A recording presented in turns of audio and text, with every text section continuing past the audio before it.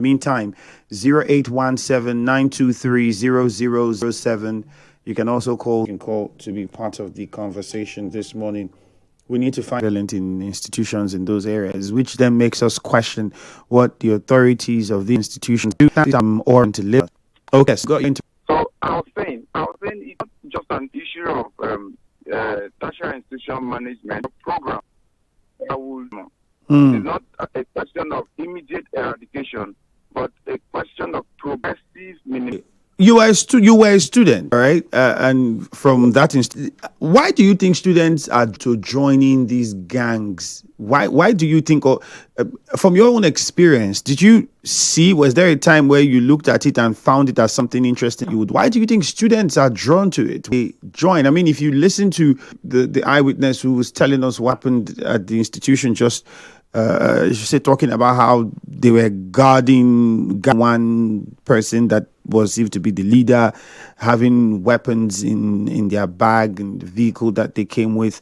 There's a lot of questions with that, because I'm even wondering at the gate if nobody checked. Tell us, why do you think students participate in this? Is there anything that you can? For those who don't cultism, not just in Ignatius, but any university or tertiary institution at all. I think it is, when students when fresh students come into the town. Good, I don't know what happened with the phone line. Oh, we'll try to restart contact with my guest so we can hear what he has to say about this. Meanwhile, 0817-923-0007. 0817-923-0002. Again, 0817-923-0007. You can also call 0817-923-0002. On Facebook, we are live at Nigeria Info 92.3 PH. Again, on Facebook at Nigeria Info 92.3 PH. That's the handle. And I wish we could hear from him as a former IAUE president, because I was in school. Many of us, we all went through the institution. Like, it would be great to even find out,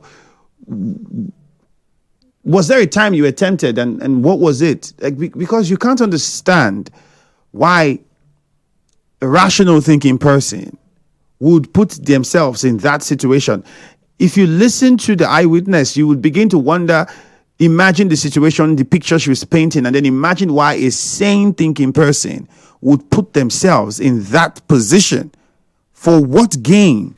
Ruben in Port Harcourt, good morning. Let's hear you. Hello, Ruben. Good morning. Yeah. You're welcome, Ruben. Go on. We can hear you. So, my name is Ruben Emaito. Go on.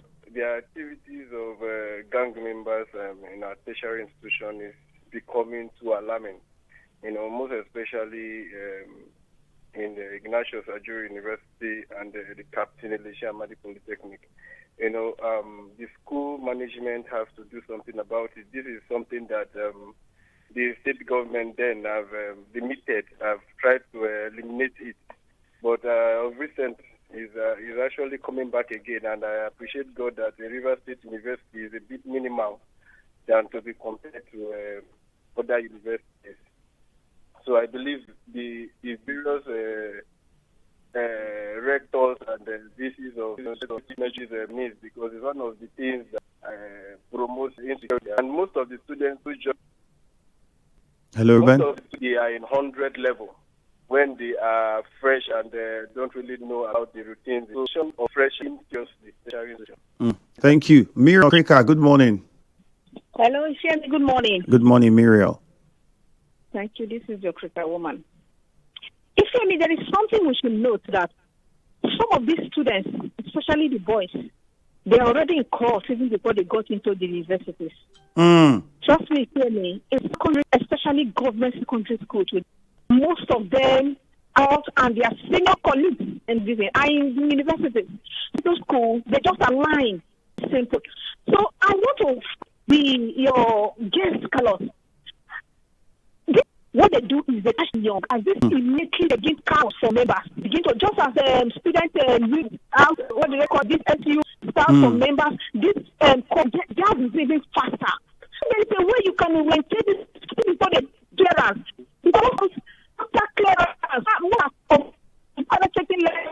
Begin to tell them that so of course one course so you do it. You keep the students coming even before they start clearance. And what are you doing? Those that are in course already, they will come up, they will do it, and they will take off. These are points of meeting. There are no proper securities. There are not, if there are ways you can maybe even spy or some disguise, to be watching things in the boys' hotels. These are meetings. What are the consequences? Those that are in court, can you display or can you remove? Even if it's head, even if it's coming, just move them out of the school. They call it now again. Communicate them out of the school. Next thing is that it's immediate expulsion. You expel them. You announce it. But then, don't you think when you expel them from the school, that doesn't make them? That doesn't. Very close to the students. So that immediately it happens, they pick them up. Head. I think they were disbanded. I know of Uniport, there was a very sad incident that occurred and protests from students. I don't know if that was the major reason why, but I think they were then disbanded, or they had to change maybe the nomenclature. But just like yourself, we haven't heard of them for quite a while. I don't know of other institutions. I'm just telling you about what happened in Uniport. Most of the management are involved in this thing. Because they cannot tell me, when I was in university, that's what we call man no war. I normally fight them. Because these children, they are becoming unbecoming. And the most thing is that this Yahoo, this thing that they have entered, the most of 90% of Yahoo boys are also a cultist. They can influence the school. And the school authority is not doing anything. Their own is to collect money from school fees, different tax. Look at what the students are saying in Najoro.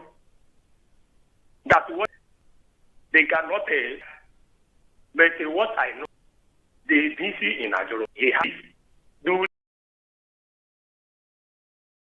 There's still plenty to talk about, so do well to stay with us. On Facebook, you can join the conversation at Nigeria Info 92.3 PH. Mama Godwin, why you no come market yesterday?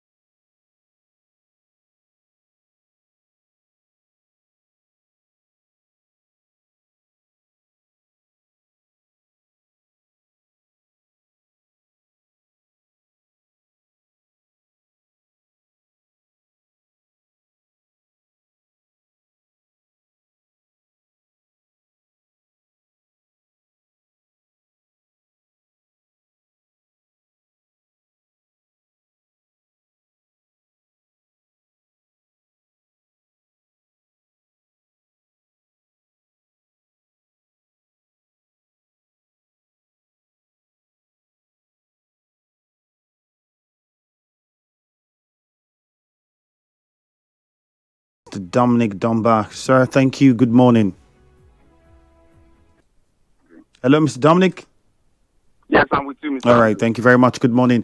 For those of us who just tuned in, we're discussing gang activities in tertiary institutions, especially when you look at the reports coming out of Ignatius Ajuru University of Education. And it's worrisome that this is not just particular to Rivers State, but it's a phenomenon that's sweeping across tertiary institutions all over the country.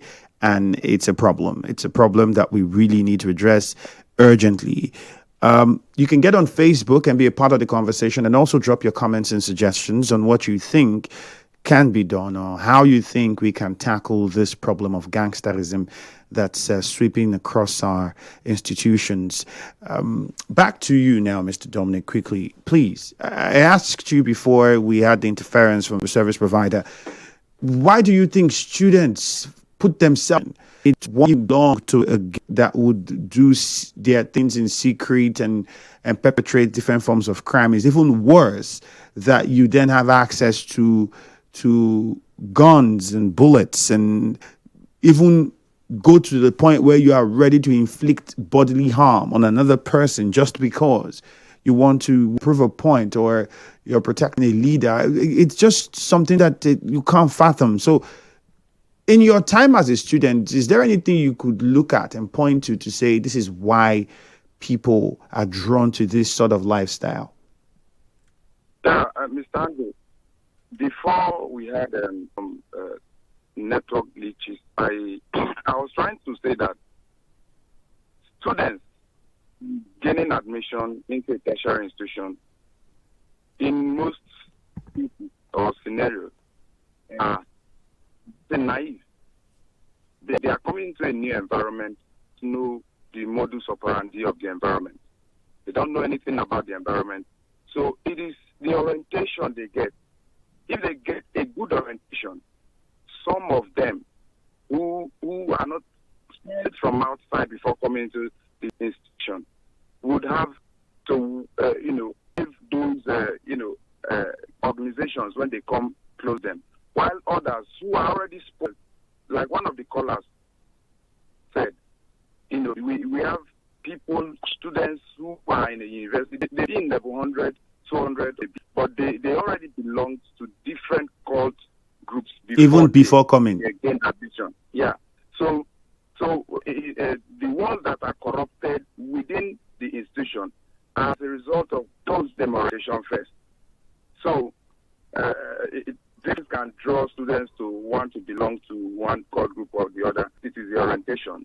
And another one is also, intimidation. If some students are intimidated by one core group, most times they tend to either join the core group or move to the opposite core group.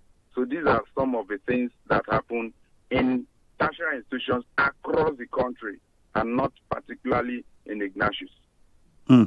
What then do you think should be a measure to tackling the problem? Because the idea of expelling or rusticating these students, yes, is you do that, you take them out of the institution.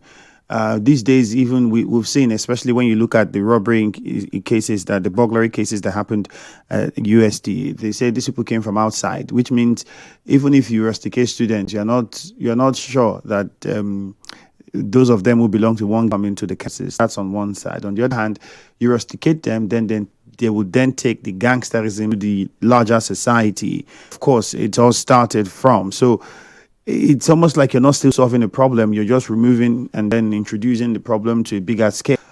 How do you think, or what do you think institutions can do? What would you suggest they can do to minimize this trend, or if possible, stop it?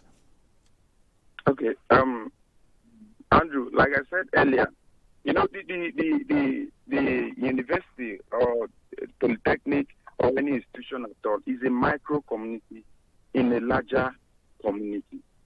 So it is most likely, just like you pointed, that those who come in to perpetrate crime sometimes are not even students. They could be people within the community. I'm just giving an instance. because there have been cases where those who are not enter into the university and perpetrate crime, all in the guise of cultism. In fact, if you check very well, you see that most times when cultists are apprehended, you see that if there are 5, if there are 6, you discover that 1, 2, or 3 of them are not even students. You understand? So, because cultism is not an institution-based problem, there's no way you can solve it within the institution, and it disappears because they go home every day, come back into the institution to study. The one thing that the professor on the manage ensures is to tell students that whatever it is you are, the moment you come into the university, you are entirely a different person, an ordinary student who is not superior to any other student. So, first, it is the first thing they do is to, and these things you are saying, these anti-cultist orientations are things that are given out to them. Anybody who has gone through Ignatius University of Education and has attended any orientation, the most important thing after go to class and pass your exams, there's no room for sorting and all that, is anti-cultist campaign. So, but it is an issue because they are moving from the university back to their environment. And most of them were already corrupted in their environment before coming to the university. So even if you're able to solve it within the university, will it stop them from perpetrating those crimes outside? So the only thing that the university can do is to ensure that those crimes are not committed within the university. But it is more of a program that should be put up by the government at all levels to persuade, should I say persuade those who are involved in cultism, or to engage them in something that would take away their time from cultist activities. So cultism cannot be defeated, or gangsterism cannot be defeated, by the university management completely. It can only be minimized in that if you're coming into the university, you leave whatever it is you are outside the gate, and that has been the warning of the Vice Chancellor. That has been what the Vice Chancellor has done for the past couple of months, at least, when these issues of court started to engage another. All right, so let's take a few calls and questions from the listener. Perhaps they have something to say or questions to ask. 08123 0007 0817-923-0002, because I'm also bothered about the SUG and student unions, because there's also a report that members of student unions belong to cult groups or gangs, different gangs, one gang or the other. And there's also a report that members of student unions belong to cult groups or gangs, different gangs, one gang or the other. And during elections for these different positions, you see them even have and so on and so forth. I mean, some of the stories, when you hear them, you are just surprised. Bright in Rumodumaya, we'll get your response to that. Let's first hear what some of the callers have to say. Bright, good morning. Thank you. Good morning, Ifiemi. When we talk about cultism, it's everywhere. But the concern is that the cultism is based on what individual wants. If you don't want it, nobody can force you wherever you are. Even in university, you know that you are there to study. If anybody disturbs you, you can report the person to the university authority. And again, university, also before somebody will get admission, there are oaths the person takes, as in by filling a kind of filling form, that if I do like this, the university is free to do me like this. So university should also start to sanction people, to expel people. When you expel any person based on cultism or any kind of crime, you publish the person's name. It will also serve as an evidence or example to others to learn. At the end of the day, if you come to university, if you mess up, if you join course, they will expel you. If you expel somebody and the person goes back home to continue cultism, it's based on the society that will manage the person. But in the school environment, the person is no longer there. So university should keep standards, should maintain standards to expel them. If you expel them, others will take note and run away. Thank you. All right, Bright, thank you. Cookie Gam from Remo Lumeni. Good morning. Andrew, good morning. All right, go on, Cookie Gam. Andrew, this courtesan problem in Nigeria, most in my rivers where I live, is becoming too high. I don't know how parents will have a child from the home, send the child to the university. At the end of the day, the child go and join court. I want to ask the university authority, if they say what they can do, the rotation court they are doing before they take in students, they should add more effort on it. To do thoroughly screening to see that we know who are who, because university is a place of character and learning, Andrew. A child that we send to go to school to go and learn and character will go there and begin to misbehave. And I want to also advise parents to should eye on their children. We all of us we put on our children. Every child every parent know what the child does or do at any time. So I want the parents to do more in the lives because the children are future for tomorrow. Andrew, good morning. All right, good. One more, Magnus from Mile 3. Good morning. Okay, we lost the call from Magnus. All right, Mr. Domnic, quickly too. I know I asked you one before, which is the role of the SUG in all of this, and the reports that some members of the SUG and other student union groups also belong to some of these gangs that actually started as fraternities, but now have become something else. Beyond that is we also now hear that we even have ladies who have their own gangs or belong to different gangs as well.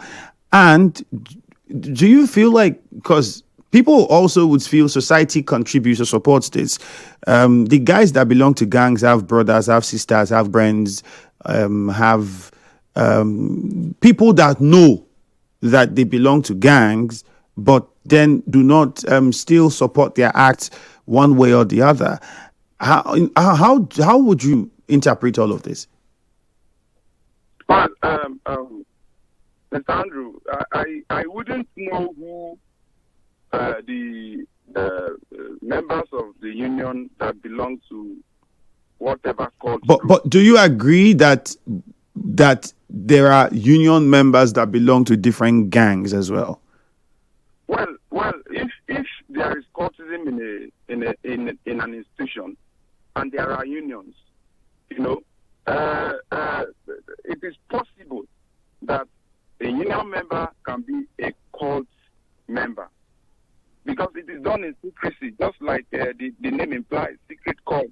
So it is very much possible. But what I don't know is how a management of an institution would know that this is a cult member and allow them to be union members. So in most cases, it is very, very difficult to determine who is a cult member and also a union member.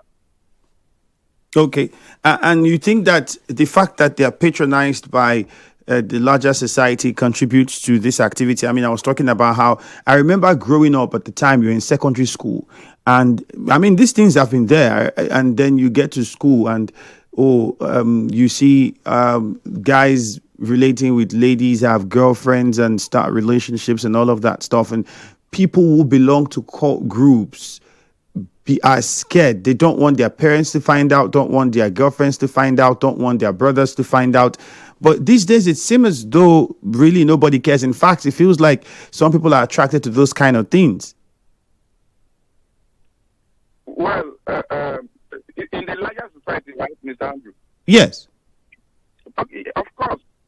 I think because of even in schools, you'll be shocked that these guys that they apprehended have people that they are dating, have relationships, that know that this is what they do and this is what they are into, but they are cool with them. And you'd even be more surprised. Nobody has ever said to them, "This path you're taking is wrong. I don't think you should do this." Well, you've said it all. Regarding, let me bring relationships first. Like you mentioned, that guys who are cultists and they have girlfriends or they have dating partners who know that they are cultists.